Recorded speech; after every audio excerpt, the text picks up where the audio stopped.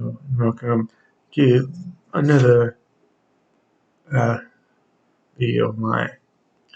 This one, I'm going to talk about what kind of with screw job is. Not really screw job, but one of the things that with the screw job everyone talks about is like how with Bret Hart leaving, but how it accelerated like Stone Cold Steve Austin, Rock and Triple H.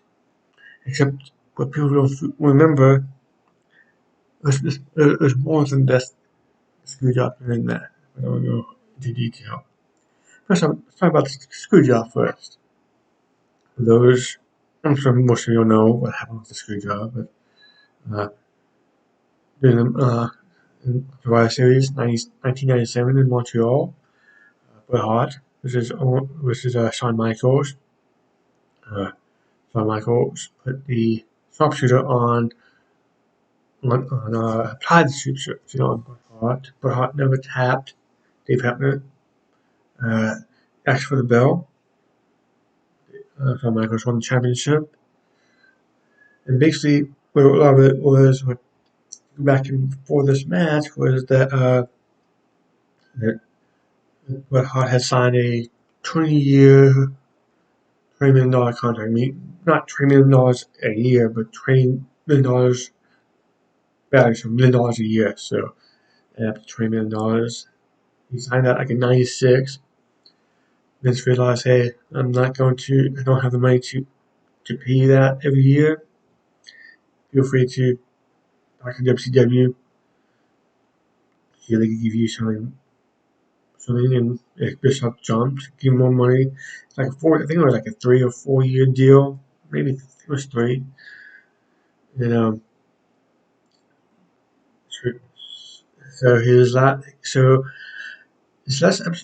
appearance was I'm not sure who it's going to be next night in next night in Raw or not, but the story was that Bret Hart said that he was didn't want to lose the title to Shawn Michaels. He would lose to anyone else.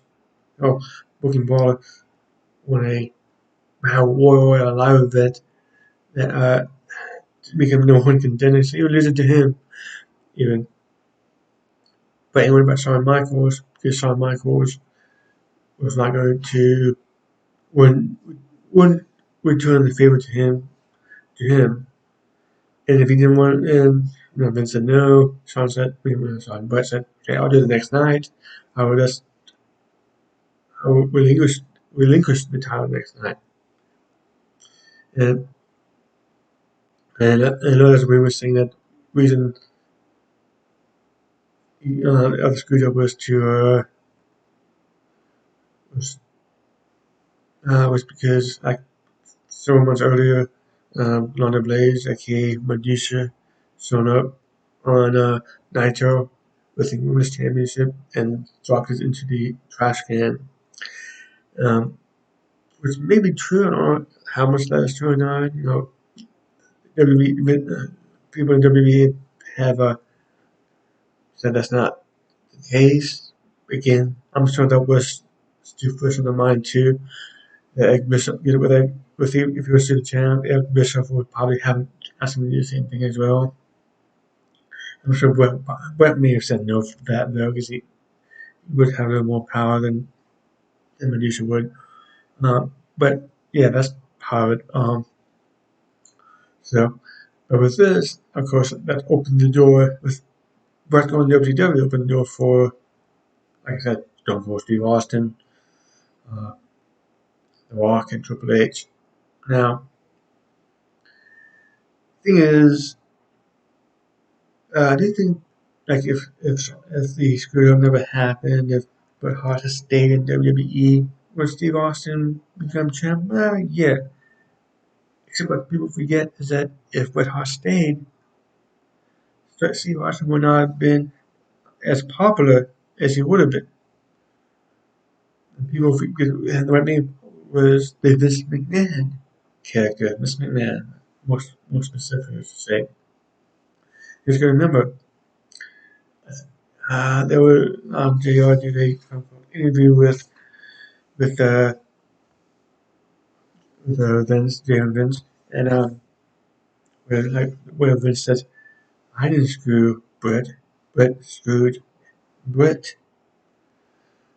That that's where the Mr. McMahon character kind of evolved from, and that was the antagonist to the Boston protagonist. If that didn't happen, it's like who doesn't want to be talking about being up your boss type thing. And that's where that came. That's from. It's like that specific storyline. Like I said, Austin would not have been as big, and because remember WCW was beating the crap out of WWE on Monday nights, and it took almost a year for WWE to finally overcome that. The storyline helped it a lot, but and then WCW was starting to screw up anyways. Like with our, with like with the well, they would well at this time WWE would have like one live, then the next week would have been taped either like the next day. At this point, I think at this point they were going 2 hours. Remember, what industry was 1 hour long, so they would do one live, then tape the next 2 or 3 weeks after that. Sometimes I'm sure sometimes they would tape one episode prior to the live one too, because it was always in New York. But they would tape like 2 hours on Monday. The next day they would tape 2 hours for the following week, and hence the reason they knew about Mick Foley and Mankind winning the WWE title, and everyone including myself changing from TNT to USA. But and that's something too. If Bret had stayed, Mankind would never would have happened because guess what? He would never been elevated to that next level, and The Rock would not have been elevated to the level that soon either. But there was something else that also helped.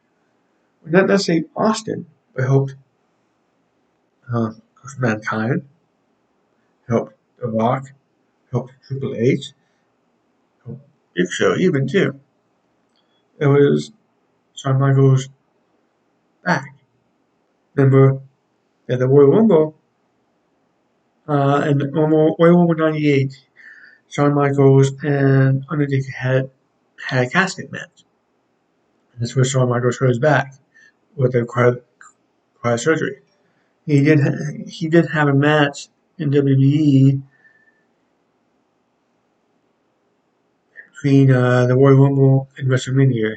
He was supposed to have at the next pay per view, February '98, No Way Out Texas, because I went to the match, went to that pay per view because now I get to see Shawn Michaels for the first time.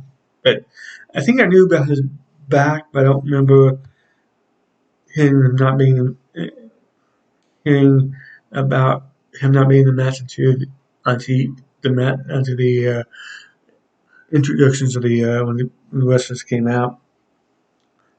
And if I know that JR mentioned that on the pay per view itself, so I thought going into last year, thought he was going to be on the card, but yeah, he had no matches in between Royal Rumble '98 and WrestleMania 14. And again, he did have another match again into SummerSlam '02. But remember, without Shawn Michaels back hurting him, I do think DX would have broken up eventually. But this back, okay, so they were able to get Shawn Michaels off LDX, so to speak, and to place become a leader. So that helped him too. Of course, The Rock getting popular, getting becoming a leader of the nation domination helped him. Um, it was like um, this helped with Bret Hart leaving, I think that helped The Rock more than Triple H. Shawn Michaels' back injury actually helped Triple H more because that showed Vince, okay, Triple H can carry the WWE if need be as well. Because I mean, be better at promos, get better storylines. Plus, the Big Show came in think about in between February '99 and March of 2000, you had the Big Show signed. Well, I think he might have signed before that, but debuted as to say. You had Chris Jericho debuted in August of '99. Then you had Dean Malenko, Perry Saturn, Chris Benoit, and you all signed WWE. Matter of 12 months. And those 6 men, 4 of them ended up being main eventers.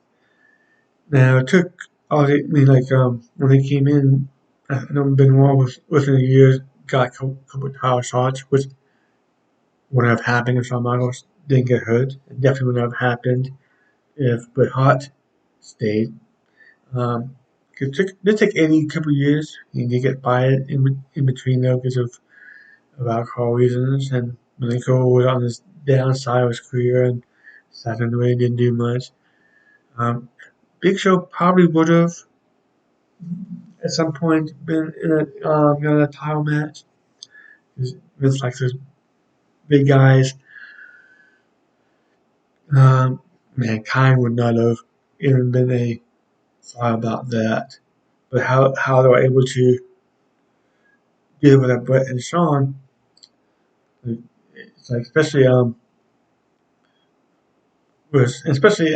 the even though the Hell in a Cell didn't really totally put him over this in '98. Thing he was doing with Vince, and then him losing the the WWE title tournament at Survivor Series with that screw job, um, with Rock turning heel, that helped propel Mick Foley. Though I mean him doing like the Three Faces of Foley type thing did help a little bit too, but yeah, it's like everyone talks about but everyone talks about Bret Hart, and he is a big reason that all these like that Hunter and The Rock and Steve Austin became big, especially more so Steve Austin than anyone else. But we can't forget that with Shawn Michaels out of the way, The Rock and Triple H had to step up, and both of them did. And they're three of the biggest names in that era in WWE, and them three in help with Mick Foley is what eventually propelled them to beat beat Nitro and WCW being bought out. And thank you for watching.